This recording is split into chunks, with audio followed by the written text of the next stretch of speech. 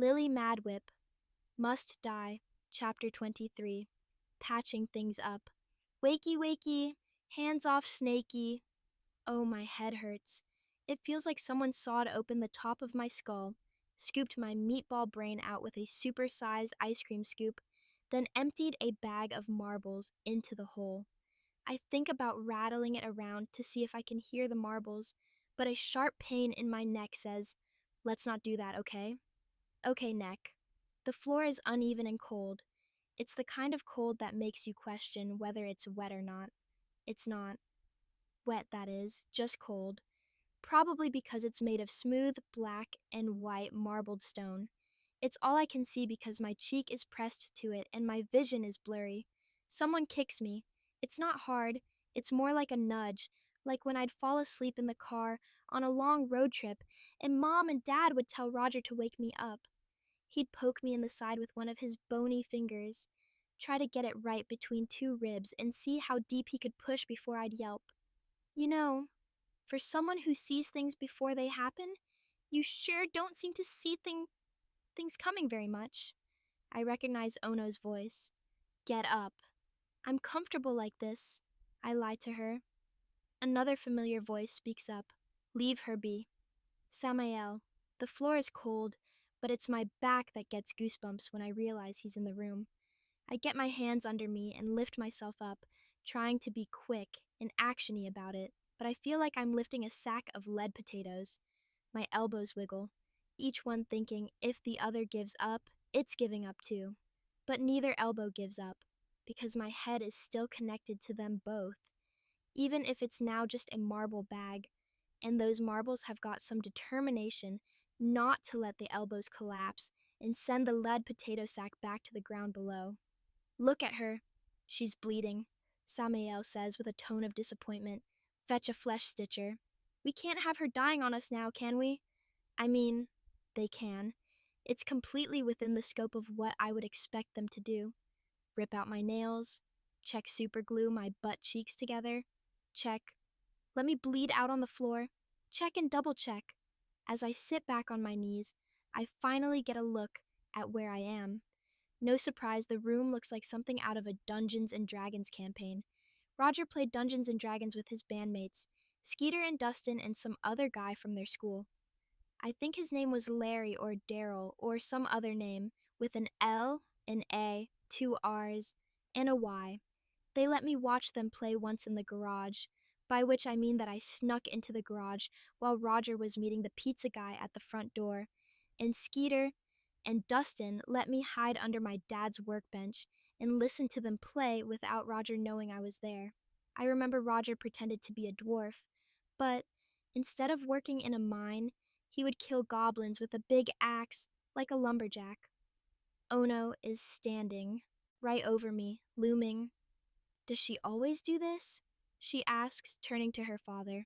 Samael stands in the center of the chamber room under a big, bright light hanging from the ceiling by a chain. There's a chalkboard next to him, and it's all covered with writing in multiple colors of chalk. I recognize a few words like throne and dark, but there's other words I don't know what they mean, like null and hypersomnia. Maybe that's two words, hype and arsomnia. I know hype, at least. Her meatball is on the fritz, Samael says, flapping his hand at both of us dismissively. Sometimes she talks her thoughts. Just ignore it, or learn from it what you can. He glances at his daughter, looks back at the chalkboard, then snaps his attention at her with a scowl that sends another chill up my back. I told you to fetch the flesh stitcher before she bleeds out. Ono snorts loudly, then spits on the floor by my hand. She gives me a pretty solid stink eye before stomping over to a big wooden door in the wall, swinging it open dramatically and continuing her stomping out of sight.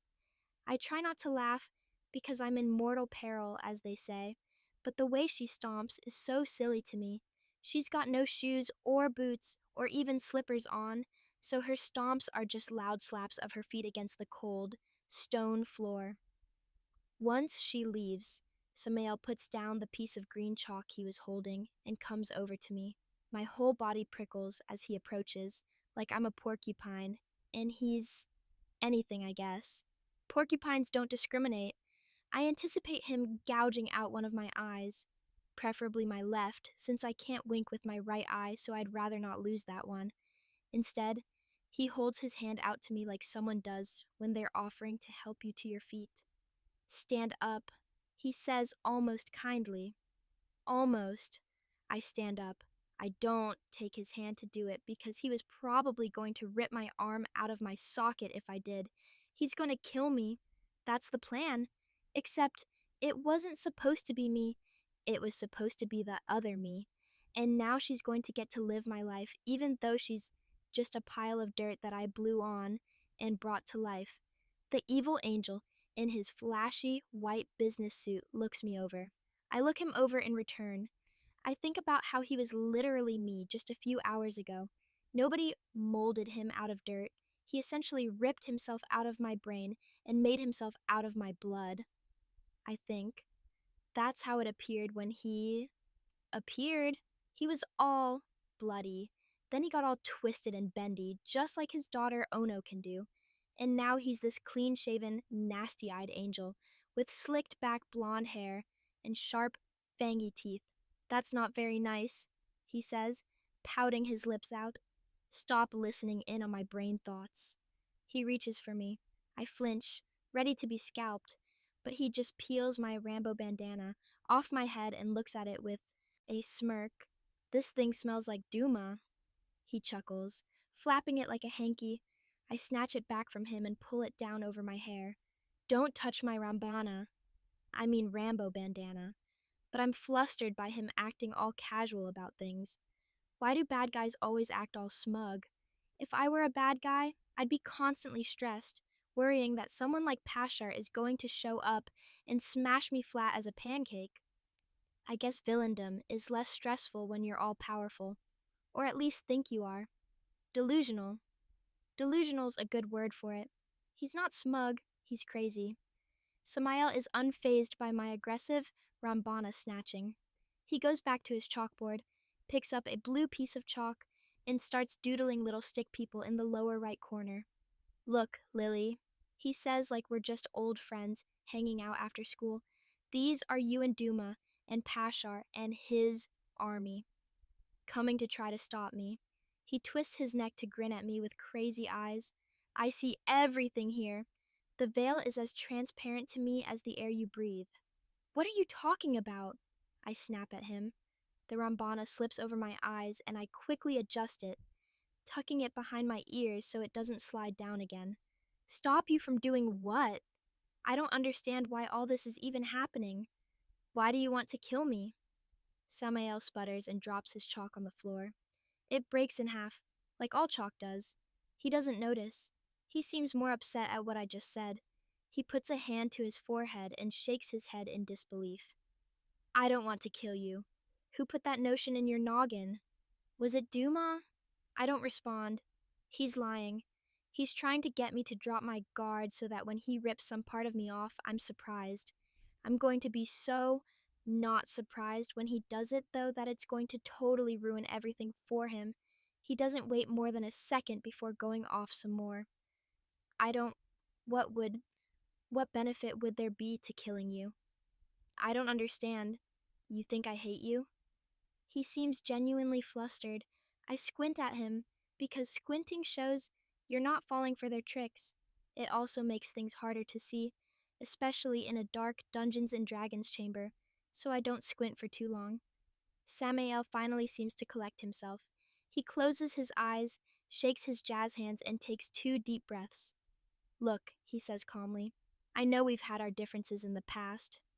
I know I did some pretty awful things, but everything I did was for the betterment of the Vale. That's always been my purpose. Don't you understand? I shake my head. No. He sighs and leans against the chalkboard. It doesn't tip over despite this. I'm immediately curious if he just weighs less than a feather, or if the chalkboard is bolted to the floor or something. Then I remember that this is the Vale, and anything's possible here, and I shouldn't think too much about stupid stuff like that. Samael turns and presses his chest against the chalkboard surface, then reaches out with each arm and gives it a hug. This realm was built for a single purpose. Just like me, we are one. I am the veil, and it is me. When you cut it, with your gift, you cut me. And like anything that you cut, I react. Cheese doesn't react when you cut it, I point out. Samael tilts his chin and looks down his pale, thin nose at me. Let's not waste each other's time with semantics. He rubs his cheek into a chalk drawing of a red smudge with the word MOT written under it. The veil is the last defense against the darkness. It is the wall that stands proudly and defiantly in defense of the throne. As he says this, he paws at the word throne that I saw earlier. It smears and becomes unreadable. Every living being that comes into being on your plane becomes another stone in the wall here. Your life force is as solid as this blackboard. With it, we keep the realm of Araboth secure. I swear, if he starts humping that chalkboard, I'm gonna bolt for the door. This angel is 2 tires short of a big wheel. In fact, he's so distracted with his weird chalkboard fondling thing that I could probably slice him in half with my gift before he has a chance to react. I raise a finger carefully while he continues to rub his hands all over the drawing he had just finished making. Then, I think better of being cautious and quickly point my finger at Samael and start to think about cutting him to pieces. Just as I start to, a meaty hand grabs my wrist. I look up with shock into the face of Abaddon. He stares down at me grimly. Then he twists that meaty hand, and I hear a snap in my arm. It doesn't hurt. Nothing hurts anymore. But I feel my hand go limp on the other side of his grip. He lets it go, and my arm falls to my side. He shakes his head silently at me, then looks over at his brother being weird with a chalkboard. "What are you doing?" he asks. Samael stops using his body as an eraser. He opens his eyes and looks at Abaddon without turning his head. I was lost in the moment, telling our friend Lily here about the purpose of the veil and why we do what we do. Four-armed Abaddon sticks one of his fat thumbs in my face. "Yeah, well, your friend here was about to scissor you with her fingers." "Lily!" "For shame," Samael says with a chuckle. "I was just telling you how that affects me." "That was the point," I grumble, lifting up my broken arm and looking at where my skin is bulging and turning purple. Samael cocks his head. He shoves off from the chalkboard, and the whole thing topples over with a loud crash. He looks at the mess for a moment, then puts his hands on his hips. "I ought to wipe that mark off your forehead and make you feel that. Maybe when the flesh stitcher comes to tidy up that drooling wound in your abdomen, I'll remove the pain. Ward before it begins. After all, what doesn't kill you?" So, torture it is then. Abaddon starts picking up all the pieces of chalk off the floor. It's a strange job I didn't imagine I'd ever see a four-armed man do. After he collects them all, he lets them spill out of his cupped hands onto the surface of the chalkboard. I guess he just didn't want anybody to slip on them. He pats his hands off on his pants, leaving a bunch of powdery handprints. "Pashar has arrived," he says, turning to Samuel, who has started doing a little dance I like to call. "Don't step on a crack or you'll break your mother's back." He's avoiding all the sections on the floor where the stones touch each other. I wouldn't have noticed if he didn't make such a big show of it, waving his hands above his head every now and then. Abaddon also watches, seemingly more annoyed at this than anything. "What the bleep are you doing?" Samael stops and drops his arms. He appears confused by his own actions. "I have no idea," he admits, shifting his weight onto his heels and letting his feet fully touch the floor. His eyes focus on me, as if I'm doing something. I'm not. I'm just watching, waiting to be killed. I just felt like dancing. I could almost feel it, a sense of joy about the act. Joy? The word almost seems to upset Abaddon.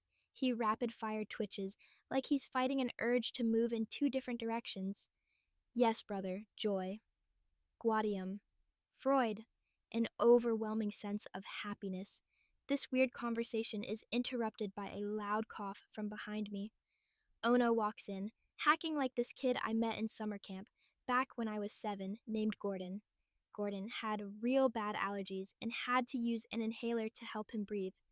I don't know why Gordon's parents sent him out into the middle of the woods when it seemed like just being near grass made Gordon choke on his own tongue.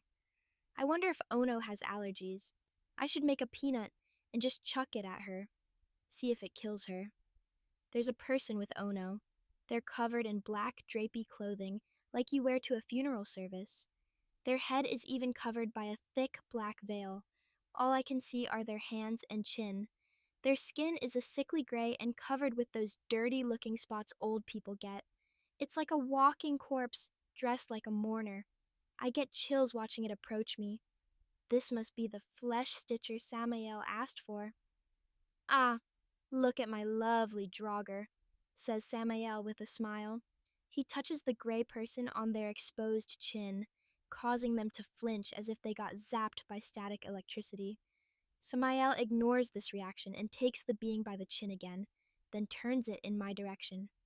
Go, Patch. Silently, the flesh stitcher shambles toward me. It reaches out with its long, gray, bony fingers, feeling the air as if it can't see me. I mean, it does have a big, black veil over its face, so maybe it can't? I can hear it breathing raggedly as it feels around. It smells too. Can you guess what a rotty-looking corpse kind of person thing dressed in dirty, black rags smells like?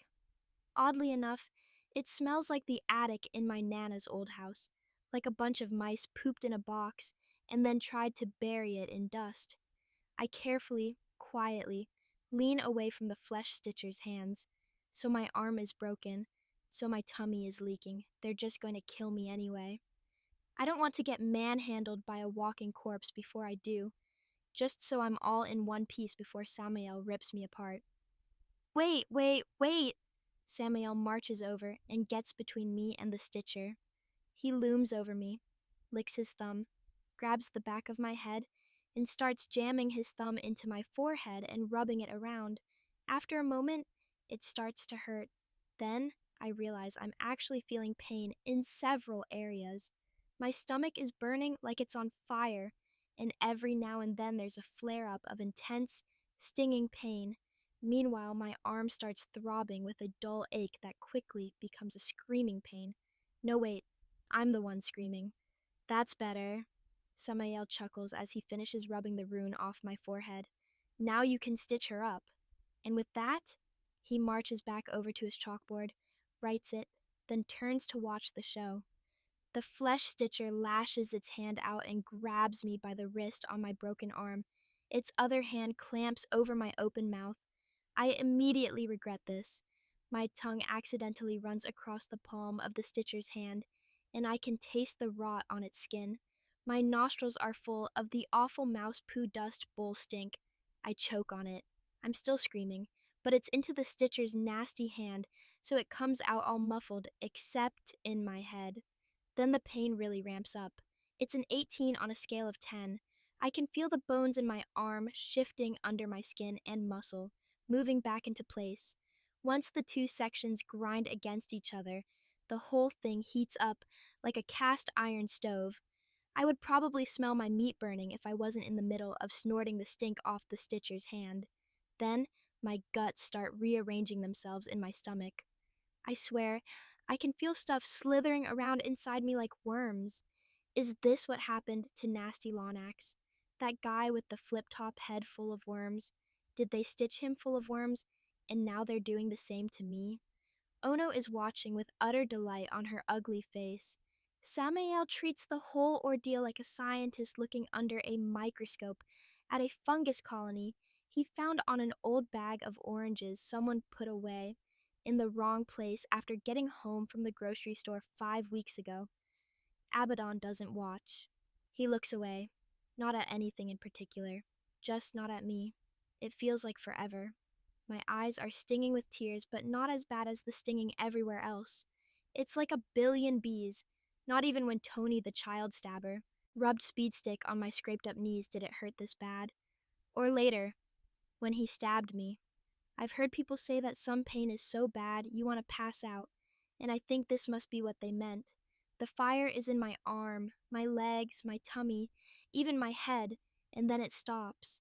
The flesh stitcher lets go of my wrist, unclamps its hand from my mouth, wipes my drool, and tears off on its black rags, and then shambles back over to Ono without so much as a, "You're welcome."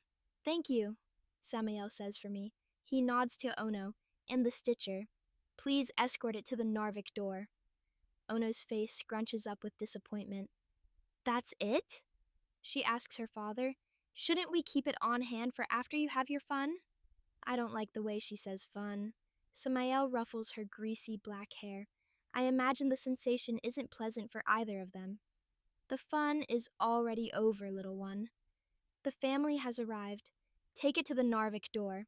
That's an order." I can see the tendons in his fingers tighten up on her head as he says that last part. She winces in pain and clenches her teeth, then jerks her head away and scurries over to the cloaked figure. "Don't kill her before I get back." Ono sneers at me. She takes the stinky stitcher by its hand and starts down the dark hallway they came from originally. The three of us stand there awkwardly quiet for about a minute. Abaddon seems to be deep in thought. Samael keeps tilting his head to watch down the hallway until Ono is way out of sight. Then, he finally breaks the silence. "Why does everyone think I'm going to kill you?" I look up from studying the smooth rocks the floor is made out of. "Are you asking me?" He doesn't acknowledge me. Instead, he puts a hand on his chin and holds his arm up with his other hand on his elbow. She takes after her mother, so needlessly cruel. "What are we doing?" I ask him. "Why are you standing here talking to me like we're friends instead of ripping my head off and using it as a tetherball?" God, I hate tetherball, which is all the more suitable an end for me, having my melon turned into a ball used to torment the rest of my body by eternally being out of reach as my opponent smacks me in the face and whips my tetherball head around the pole. "Sisyphus, eat your heart out." Samael snorts with amusement.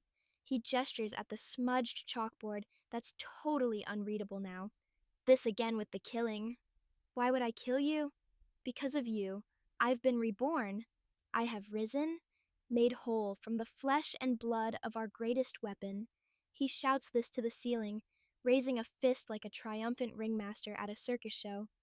I watch Abaddon shift uncomfortably as Samael starts to go on one of those rants every villain in a movie goes on where they give up their entire evil plan. I wish I had my diary with me so I could write it all down because some of the stuff he says is ridiculous, but maybe it would make sense if I reread it later. "They will come for the throne and find an army, battle-hardened and blood-crazed, humanity in its strongest, most endurable form. And leading them will be us." He reaches over and grabs Abaddon's shoulder as he says this. Then he turns to me and reaches his arm out, but I'm not close enough and I have no intention of getting close enough for him to touch me.